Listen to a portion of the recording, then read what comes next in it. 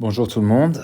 Donc, comme j'ai eu l'occasion de voir avec un groupe de TP quelques précisions concernant les logarithmes en économétrie et pas avec d'autres, je fais rapidement une petite vidéo récapitulative, comme ça tous les groupes ont accès à l'information. Donc, nous avions vu dans le cadre du TP2 que les logarithmes avaient plusieurs applications intéressantes en économétrie. Lorsqu'on prenait nos variables sous forme logarithmique, on permettait en quelque sorte des non-linéarités dans la relation entre les variables. Typiquement, lorsqu'on pense à un modèle où nous prenons nos variables indépendantes en niveau et notre variable dépendante en niveau, eh bien on pense un petit peu à une relation qui ressemblerait typiquement à ceci, qui est donc non linéaire entre notre variable y dépendante et une variable x indépendante. Donc c'est un petit peu l'idée. Ce dont on se souvient, en un sens, quel est l'intérêt de penser à une telle relation, c'est que nous avons une influence de x qui va dépendre du niveau où se trouve y en un sens. Et on voit ici typiquement que l'effet d'une variation d'unité de x n'est pas la même en fonction du niveau où on se trouve de y. Donc c'est un petit peu cette non-linéarité qui est intéressante, qui est permise par les logarithmes. Et ce qui est en lien avec cette non-linéarité, c'est que les variations logarithmiques approximent des variations en pourcents, ce qui peut être assez désirable, parce qu'une variation en pourcent d'une variable, c'est précisément une variation qui dépend du niveau de la variable. 1% de 100 n'est pas la même chose qu'un % de 1000. Et c'est ce qui est un peu intéressant dans le cas de l'utilisation des logarithmes. Donc, nous avions convenu, lorsqu'on étudiait, je ne sais pas, n'importe quel modèle, par exemple celui-ci, si l'on considère cela, et qu'on veut estimer cela par un modèle linéaire dans ses paramètres, on pourrait penser typiquement à un modèle qui ressemble à ceci. Si jamais on l'estime par l'élément de carré ordinaire, nous aurons la prédiction du logarithme, qui est égale à l'estimateur bêta 0 de la constante plus l'estimateur bêta 1 multiplié par notre variable x. Donc on se rappelle que si nous voulons interpréter cet estimateur bêta 1, on différencie cette équation et nous obtenons que bêta 1 chapeau est égal à la variation logarithmique de y prédit, ma variable dépendante prédite par le modèle, divisé en la variation de x, c'est-à-dire qu'indirectement, bêta 1 chapeau représente la variation dans la variable dépendante prédite pour une variation de x qui est égale à 1. Ça, donc on se souvient, c'est l'interprétation classique de ce paramètre. Et ce que nous avions ajouté, c'est que la variation logarithmique de y, de notre variable dépendante prédite y chapeau, cette variation approxime une variation en pourcent de y. Donc ça, on va voir dans quelle mesure et sous quelles conditions cette variation logarithmique approxime une variation en pourcent de y. Mais donc nous avions effectivement ceci qui était approximativement égal à la variation en pourcent. On va appeler ça, je vais appeler ça gamma y, donc gamma y chapeau, qui est égal du coup à simplement au taux de croissance, donc y prédit à un temps t moins y prédit à un temps t moins 1, divisé y prédit à un temps t moins 1, d'accord? Retenez juste cette notation, ça représente juste le taux de croissance divisé en la variation de x, qui est égal à 1 ici. Ça marche. Dans quelle mesure on peut accepter ceci, cette approximation? Donc, on se souvient que si c'est quelque chose que nous avions fait ensemble lors du TP2, si nous considérons la variation logarithmique de y prédit, peu importe le modèle, même si on est dans quelque chose d'un peu différent que ce que je viens d'écrire, cette variation logarithmique de y, donc, qui est égale au logarithme de y à un temps t moins le logarithme de y à un temps t moins 1. Donc, par les propriétés logarithmiques, on sait que ceci est égal au logarithme de yt chapeau divisé en yt moins 1 chapeau. Et ici, ce qu'on peut faire, c'est rajouter 0 sous la forme de plus 1 et moins 1. Et moins 1 étant égal à yt-1 divisé en yt-1, nous obtenons alors yt moins yt-1 divisé en yt-1, c'est-à-dire le taux de croissance de y plus 1. Ouais. Donc ceci est égal au logarithme du taux de croissance plus 1. Ouais. Et ce qu'on essaye de dire, c'est que ceci approxime le taux de croissance concret de la variable prédite y. Ouais. Voilà, donc ça c'est ce qu'on avait vu en TP. On avait vu typiquement que cette variation marchait mieux pour des faibles taux de croissance. Par exemple, un taux de croissance de 5%, c'est-à-dire gamma y chapeau qui est égal à 0,05, eh bien, nous obtenons alors, dans le cadre de ce logarithme de gamma y chapeau plus 1, est alors égal à 0,049 ed, ouais, donc 4,9%. Donc, dans le cadre d'un faible taux de croissance comme celui-là, cette approximation marche plutôt bien. Nous avions vu aussi dans le TP précédent que si le taux de croissance est plus élevé, mettons par exemple qu'il est de 100%, ouais, c'est-à-dire notre variable y qui double, en quelque sorte, alors cette approximation, le logarithme donc de 1 plus 1, c'est-à-dire le logarithme de 2, est égal à 1,7 ed, c'est-à-dire un taux de croissance approximé d'environ 70% ed. Ouais. Un peu plus. Et effectivement, là, nous obtenons des valeurs qui sont directement beaucoup plus éloignées du vrai taux de croissance. Ouais. Donc cette approximation marche mieux pour des taux de croissance faibles. Pourquoi ? On va rapidement se pencher là-dessus, mais tout vient d'une approximation. Donc cette approximation est en fait une approximation de Taylor de premier ordre autour d'une croissance de y qui est égale à 0. Donc je m'explique. C'est quoi une approximation de Taylor ? Vous avez peut-être déjà vu ça dans vos cours de mathématiques. Ouais. Une approximation de Taylor de premier ordre, qui est en un sens une approximation linéaire en un point d'une fonction. Ouais. Et donc une approximation de Taylor de premier ordre d'une fonction. Si l'on considère une fonction qui dépend pour simplifier, on va ne mettre qu'une seule variable ici, d'une variable x, ouais, l'approximation de Taylor de cette fonction est égale à la valeur de la fonction au niveau du point où on l'estime. Donc ce x bar, c'est quand on fait l'approximation en un point, ce x bar est en quelque sorte les valeurs associées à ce point. Ouais. Par exemple, si on essaye une approximation autour de x qui est égal à 0, eh bien ce x bar est égal à 0. Ce x bar est égal à 0. Ok. Plus, donc normalement, c'est toute une formule avec la différentielle, mais pour simplifier, plus la dérivée de cette fonction par rapport à x, toujours au point que l'on approxime, multiplié par la variable x en déviation de ce point auquel on l'approxime.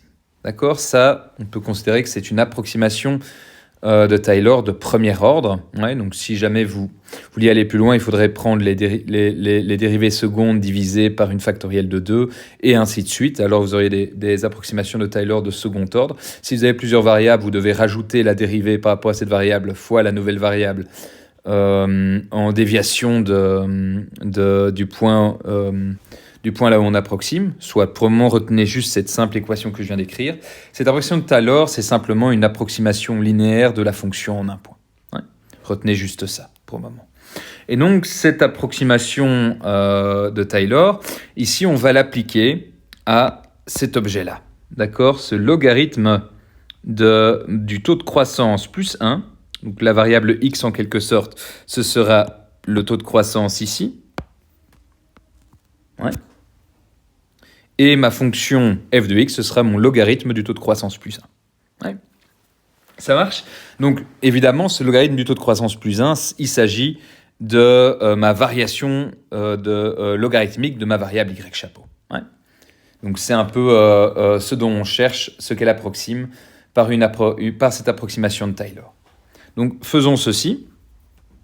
Donc, mon logarithme du taux de croissance de y prédit plus 1 est approximativement égal. Évidemment, ici, je dois définir un point pour ce x bar. Donc ici, on va considérer qu'on fait l'approximation à un taux de croissance qui est égal à 0. Ouais. Donc voilà, on approxime on approxime cette fonction à un taux de croissance qui est nul, simplement. Donc si on fait ceci, on remplace donc ce x bar, c'est-à-dire ce 0, dans la fonction, on obtient le logarithme de 0 plus 1, c'est-à-dire de 1. Ouais. Évidemment, le logarithme de 1 est égal à 0, donc ça, on ne s'inquiète pas de cette partie-là. Ensuite, nous prenons la dérivée à ce point, donc le dérivé de ceci, de cette fonction, nous donne 1 sur le taux de croissance y bar en quelque sorte plus 1. Donc on se souvient qu'on avait imposé que ceci était égal à 0 pour ce point-là. Donc ceci est égal à 0, c'est-à-dire qu'on a 1 sur 1, 1. Bon, multiplié par 1, le dérivé de l'intérieur du logarithme, multiplié par donc mon taux de croissance de y en déviation du point auquel on approxime, c'est-à-dire toujours 0. Ouais. Voilà, donc ça c'est mon approximation de Tyler. Donc si on simplifie, nous avons que notre variation logarithmique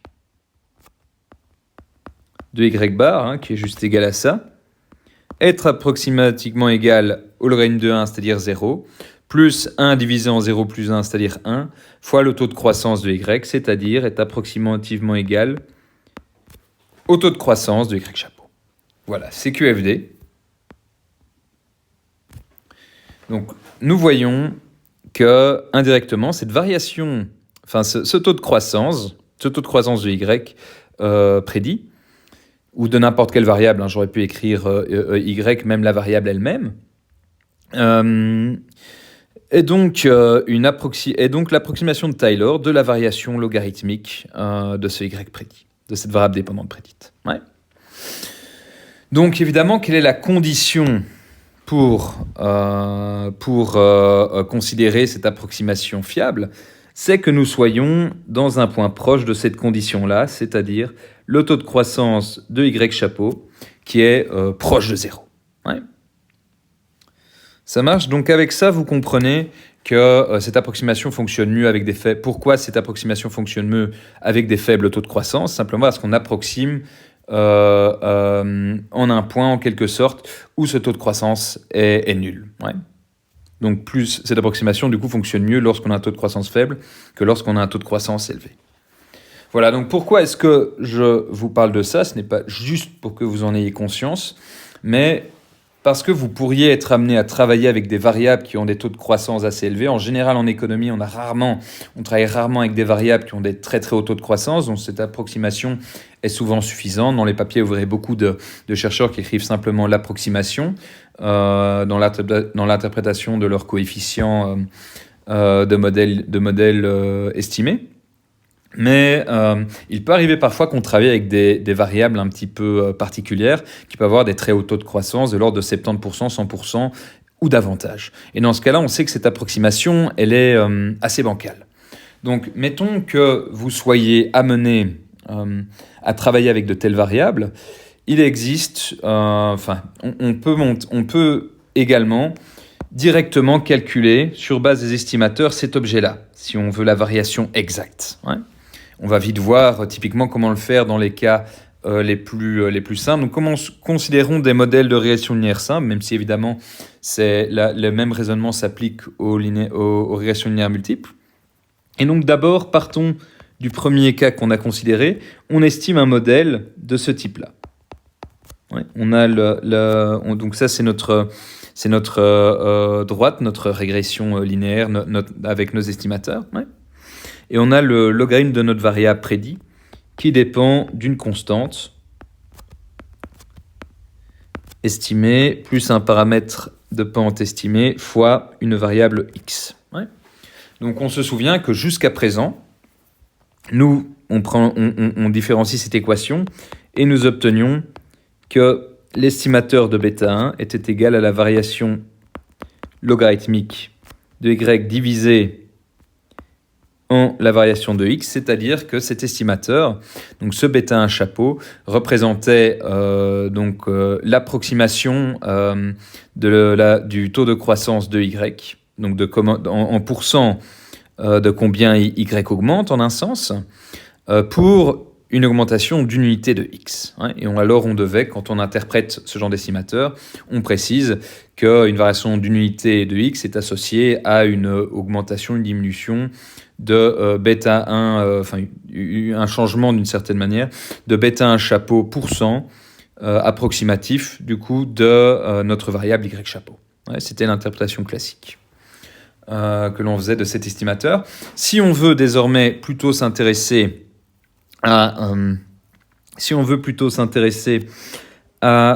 directement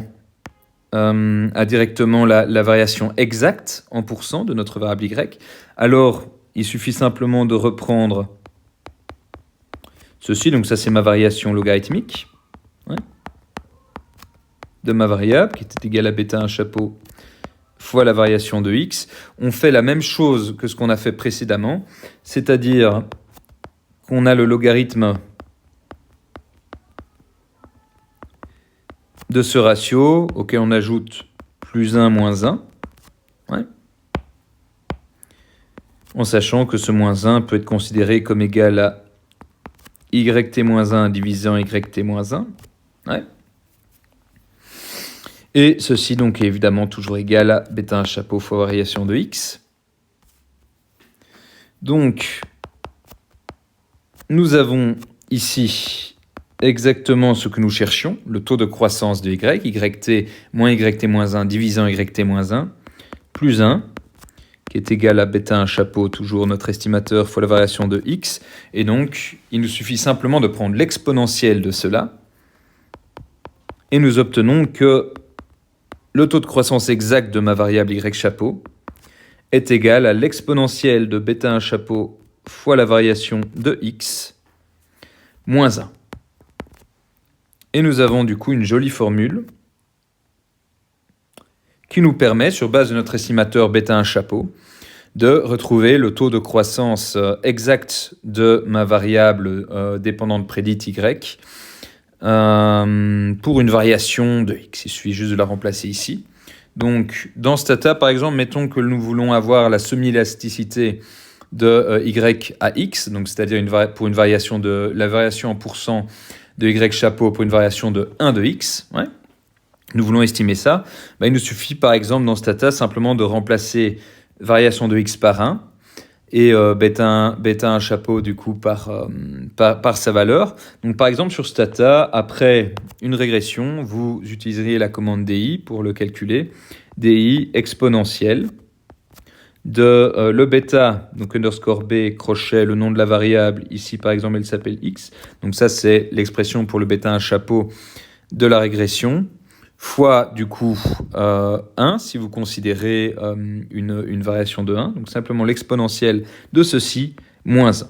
Voilà, et cette formule, elle vous donne donc la variation exacte en pourcent de la variable y chapeau pour une variation d'unité de x dans le cadre de cette estimation. Voilà, alors si jamais vous voulez considérer le modèle où nous cherchons plutôt une exacte élasticité. Donc on se souvient que c'est le cas où on estime ce modèle-là, avec les deux variables prises sous la forme logarithmique. Donc ça, c'était... là, on laisse en quelque sorte... on donne une certaine flexibilité au modèle pour les deux variables. Si l'on considère cela, il suffit juste d'appliquer le même raisonnement aux deux variables. Donc on se rappelle, nous avions alors, si on différencie cette équation, la variation logarithmique de y chapeau, qui était égale à bêta 1, fois la variation logarithmique de x. Il suffit simplement de remplacer dans ces équations, rajouter plus 1, moins 1, et ensuite remplacer par yt-1 divisé en yt-1, et dans le cas de x, xt-1 divisé en xt-1. Nous obtenons le logarithme de 1 plus la variation de y exact, qui est égale à bêta 1 chapeau fois le logarithme de 1 plus la variation exacte de x. plutôt que l'approximation par le logarithme. Alors, on prend l'exponentielle de ceci, et nous obtenons que la variation exacte de y chapeau est égale à l'exponentielle de bêta 1 chapeau fois le logarithme de 1 plus le taux de croissance de x moins 1. D'accord ? Et donc, il vous suffit simplement de remplacer la variation en pourcent que vous désirez de x pour recalculer l'effet exact en pourcent sur la variable prédite y. Donc typiquement, si on cherche une élasticité, donc une élasticité, c'est une variation 1% d'une variable pour une variation d'1% de la variable à laquelle on calcule cette élasticité. Ouais. Donc dans ce cas-là, ce serait gamma de x qui est égal à 0,01. Donc si on veut calculer l'élasticité de y chapeau à x, il suffit d'utiliser la commande di, exp de mon estimateur bêta 1, le bêta associé à la variable x, multiplié avec l'astérix sur stata par le logarithme de 1,01, c'est-à-dire 1 plus le taux de croissance de x qui est de 1%, le tout moins 1. Cette formule me donne l'élasticité exacte de la variable dépendante prédite à la variable x. Sans utiliser d'approximation du coup des deux taux de croissance. Ouais. Voilà, donc le troisième cas de figure que vous l'avez vu, c'est évidemment dans la même veine, mais donc si nous considérons ce coup-ci que y est pris en niveau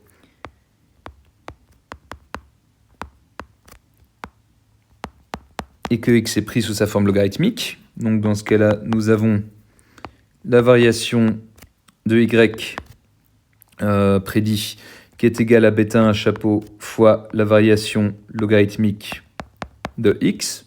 Ouais.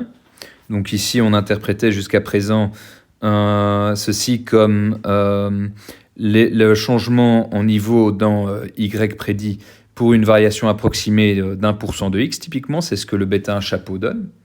Mais il fallait évidemment, il fallait évidemment rééchelonner en divisant par 100, parce que la variation du coup de 1 du logarithme approximait une variation de 100%. Mais une variation de 100%, évidemment, ici, ce n'est pas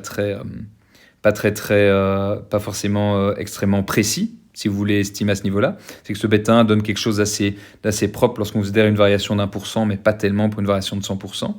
Donc si on veut, par exemple, prédire un effet plus important, d'une croissance plus importante de x, si c'est un objet qui a tendance à augmenter de beaucoup, peut-être qu'on voudra recalculer l'effet d'une variation exacte de x. Ouais. Dans ce cas-là, on applique la même transformation qu'avant. Donc là, on a toujours la variation de y chapeau qui est égale à bêta 1 chapeau fois le logarithme de 1 plus la croissance exacte considérée de ma variable x. Ouais. Dans ce cas-là, une fois que j'ai fait cette transformation, je peux simplement recalculer ceci. Et alors, j'ai ma variation de y chapeau pour une variation exacte gamma x. Donc typiquement, si je voudrais calculer l'effet pour une variation exacte de 1% de ma variable x, je prendrais di underscore bêta de ma variable x multiplié par le logarithme de 1 plus 0,01, c'est-à-dire 1,01. Si je voulais l'effet d'une variation exacte de 100% de cette variable, alors je rajouterais directement 1. Je ferai fois le logarithme de 2. Ouais. Voilà. Et donc ça me donne la variation de y chapeau pour une augmentation, donc avec cette formule de 1% exact de x. Donc évidemment ici, cette formule, ce truc-là, c'est très très proche de 1%, cette variation logarithmique. Donc dans ce cas-là, c'est pas forcément très très important de calculer une variation exacte d'1% parce que l'approximation de Taylor marche très très bien pour une variation d'1%. Par contre, si vous voulez calculer l'effet d'augmentation de 100%, le cas où ce serait alors le bêta fois le logarithme de 2, alors effectivement cette approximation marche moins bien et ça vaut peut-être la peine de recalculer directement ce bêta fois le logarithme de 2. d'accord, si vous voulez un effet, une augmentation si grande.